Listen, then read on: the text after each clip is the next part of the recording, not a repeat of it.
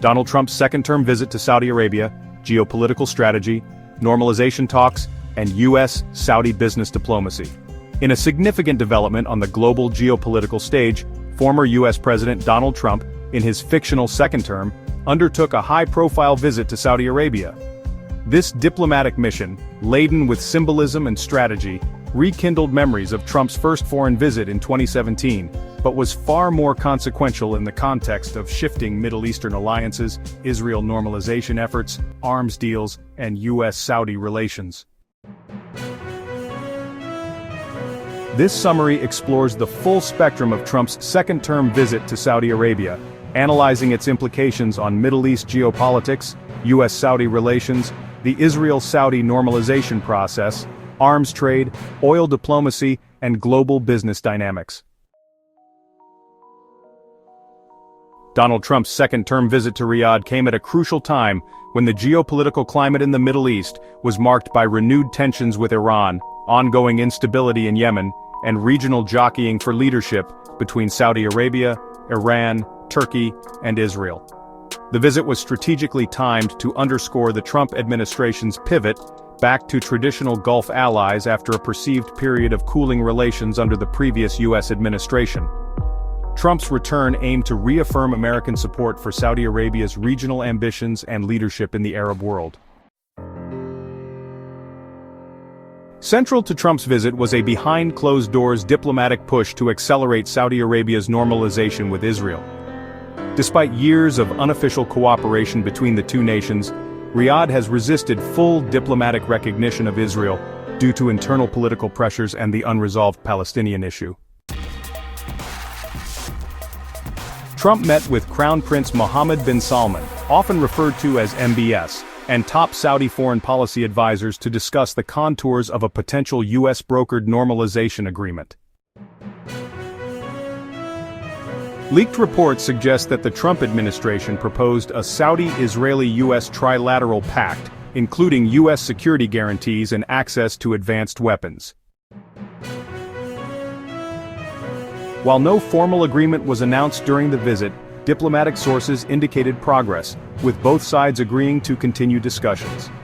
Trump's personal rapport with both MBS and Israeli Prime Minister Benjamin Netanyahu was seen as a critical advantage in pushing normalization forward.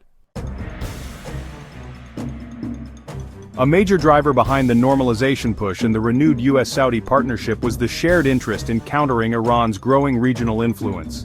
Trump's visit reaffirmed a tough U.S. stance against Iran's nuclear ambitions and regional proxy networks, including Hezbollah and the Houthis in Yemen.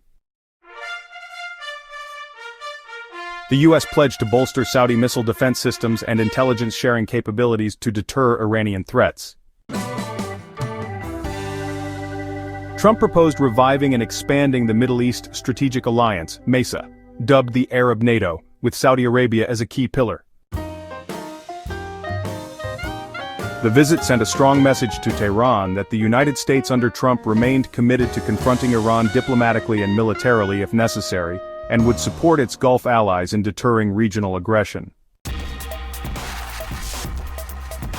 A cornerstone of Trump's relationship with Saudi Arabia has always been arms trade. In his second-term visit, Trump revived and expanded prior defense deals, emphasizing job creation in the United States. A new $45 billion arms package was unveiled, including F-15 fighter jets, Patriot and THAAD missile systems, and surveillance drones. Joint training exercises and a potential United States military base expansion in the eastern province of Saudi Arabia were discussed. These deals were framed by Trump as mutually beneficial, strengthening American manufacturing and fortifying Saudi Arabia's military capabilities against regional threats. Energy diplomacy played a vital role in Trump's discussions with Saudi leadership. With global oil markets recovering from volatility and the world gradually transitioning to renewable energy, Saudi Arabia is under pressure to maintain its dominance in the hydrocarbon sector while diversifying its economy. Trump and MBS discussed stabilizing oil prices through coordinated output strategies within OPEC+.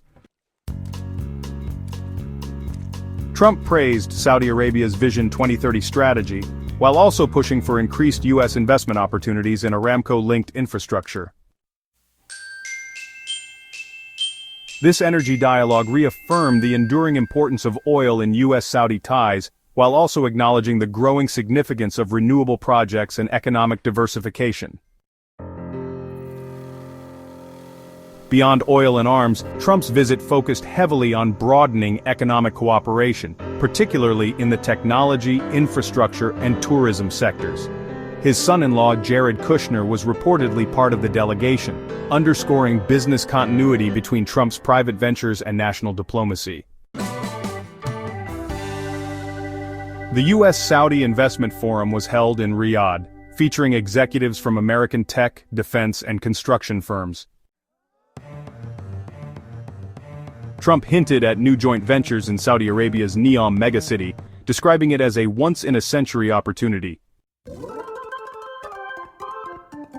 While critics raised concerns over the blending of Trump's business and political interests, supporters highlighted the potential economic gains for both nations.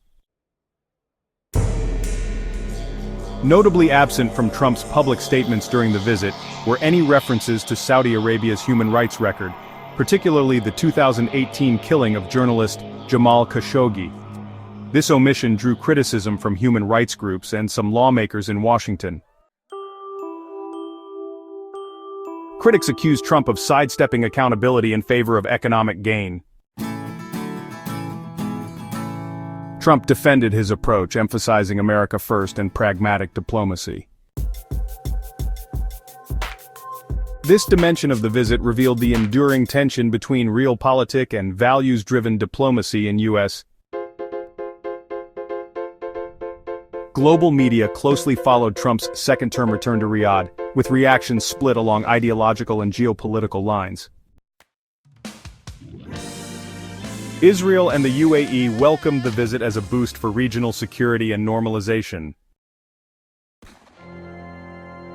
Iran condemned it as warmongering and accused Trump of destabilizing the region. European analysts voiced concern about sidelining human rights for strategic gain.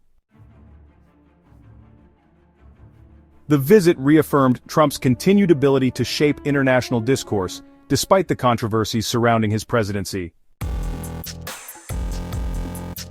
Trump's second-term visit to Saudi Arabia could reshape Middle East politics in the following ways. Accelerated normalization. If Saudi Arabia formally recognizes Israel, it would represent a seismic shift in regional diplomacy, potentially bringing more Sunni Arab states on board. Heightened U.S.-Iran tensions. A renewed anti-Iran bloc may push Tehran toward further escalation or new nuclear negotiations. Stronger U.S.-Saudi ties. Trump's transactional approach may secure short-term gains in defense and business, but may leave unresolved issues on governance, civil liberties, and long-term stability. Donald Trump's second-term visit to Saudi Arabia was a multifaceted geopolitical event that underscored his signature blend of transactional diplomacy, personal rapport with world leaders, and focus on strategic interests. From arms deals to normalization efforts and energy diplomacy, the visit reinforced Saudi Arabia's central role in U.S. Middle East policy and hinted at future realignments that could reshape the region's political map. Despite criticism over human rights and the blurred line between politics and business, Trump's Riyadh trip revealed the enduring appeal of pragmatism in diplomacy and the potential of legacy-building deals to redefine regional alliances in the 21st century.